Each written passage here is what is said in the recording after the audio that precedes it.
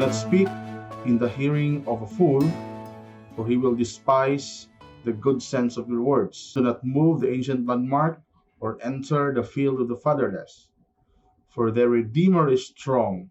He will plead their cause against you. Apply your heart to instruction, and your ear in the words of knowledge. Do not withhold discipline from a child. If you strike him with a rod, he will not die. If you will strike him with a rod, he will, or you will save his soul from Sheol. So karon tawon ta diri ang saying number 9 pagkadto sa number 12 lang, no? Apat na ka saying diri. So verse 9, ini nga saying has to do with, is about dealing a fool. Kung paano naman naton i-deal ang mga buang-buang mga kauturan.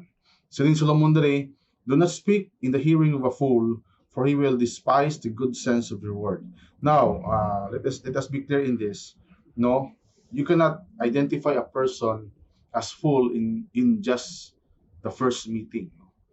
I believe that when he said fool, this is a person that should be known. So after knowing the person, that person characterized with foolishness, no, it means you have talked with that person, you had been with that person, maybe he is your friend, a relative, or somebody nga nakilalaan mo siya, naghatag ka na siya sa mga timpo, talk to him before, no, and still ang ginapakita niya makauturan nga attitude, ang characteristic, makita siya foolishness gyapon.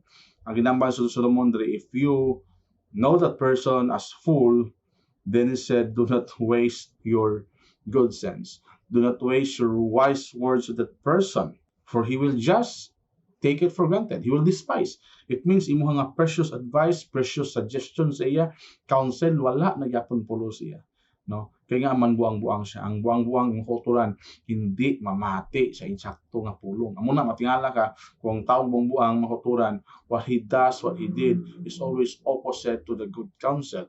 It is always opposite to the wisdom from God. It is always opposite to the will of God sa life. So if that is a kind of person, tapos maghatag ka pa timpo sa iya, natagaan mo sa precious nga mga laygay, ambal niya, because he will just take it for granted. Now, the next saying here in verse 10, makauturan to 11, is about respect of ownership and against oppression. We already look at this before, no? Burging balik ni Solomon ni Hambaldre nga statement. Do not move an ancient landmark. Now, again, the ancient landmark has to do with the markings of the land that is owned by somebody. So anong ginhambal ni Solomon diri? No? You have to respect that. Somebody owns that land.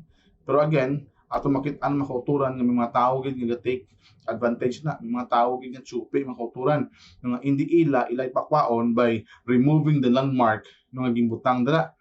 So again, the principle here, even sa Old Testament, kasiling ang Dios hindi na paghimuon sila, because you have to respect the land that is given by God to these people.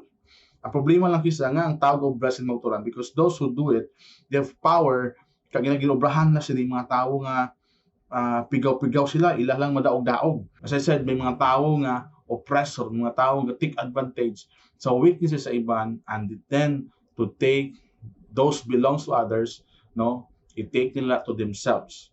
Ang tawa nyo, ang hambal sa Solomon dira, magbantay ang mga tao nga mong klase matasan, ang hambal niya, for their Redeemer, he is speaking about God. Because this hopeless, this powerless people will call upon God, no? Ang balya dere, the Redeemer is strong, and He will plead their cause against you.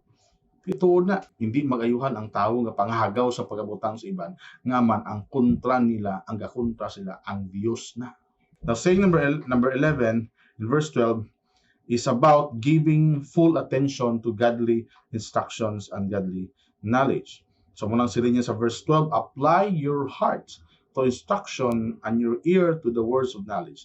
This is opposite to the foolish person. Again, a foolish person will have no regard of this.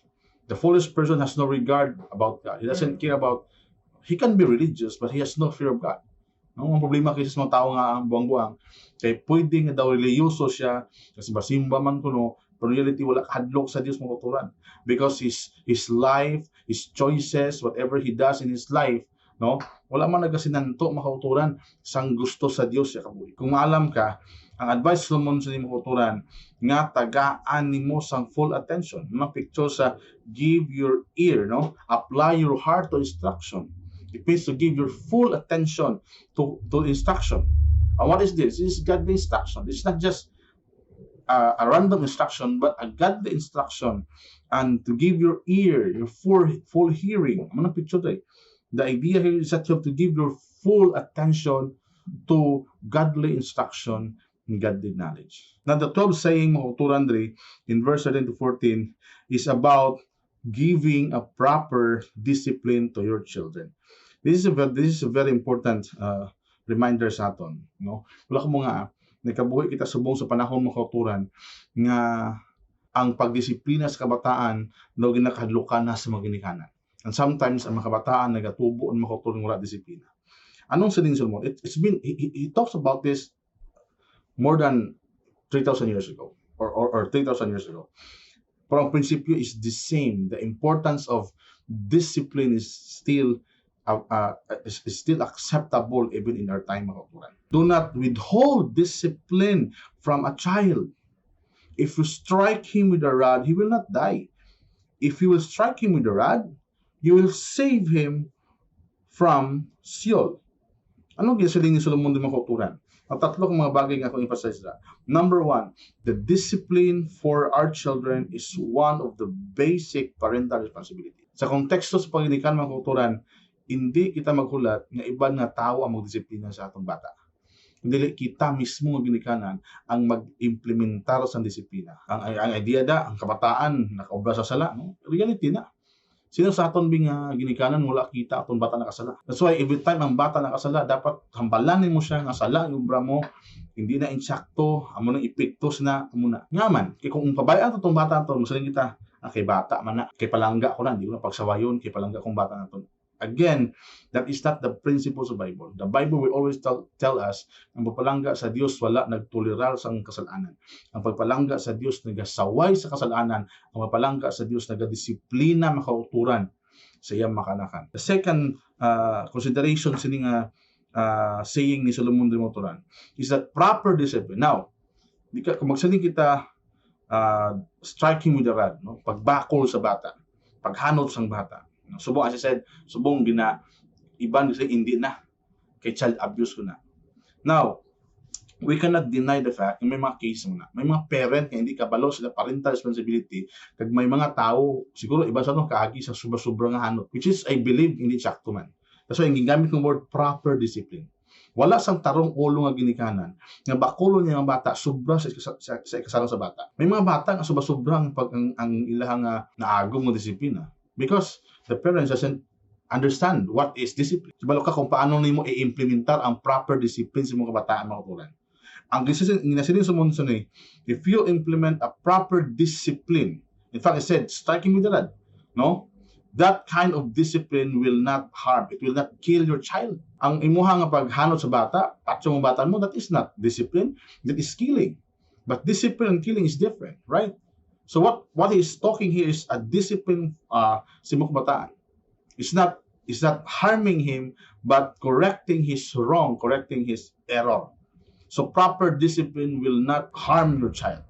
Instead, ang third nga consideration sa ni, niya, if you strike him with a rod, he will not die. If you strike him with a rod, what happened? You shall save his soul from Sheol. Anong pictures ni? Ang bali Solomon sa ni, kung imo pinahon mong anak, hindi ka i-harm mo siya, but instead of that, imo siya matudluan, imo siya buligan, na hindi siya makadto sa mas delikado ng sitwasyon. Ngaman, because if you correct the child from his mistake, maka-learn siya sa leksyon, maka-learn siya anong tsakto, anong konsekwensya sa iyang ginagawa. Kag ma-avoid niya na kung nakatuon siya sa disiplina halin siya. Kabay pa, nakabuong na leksyon. This is God's word for today.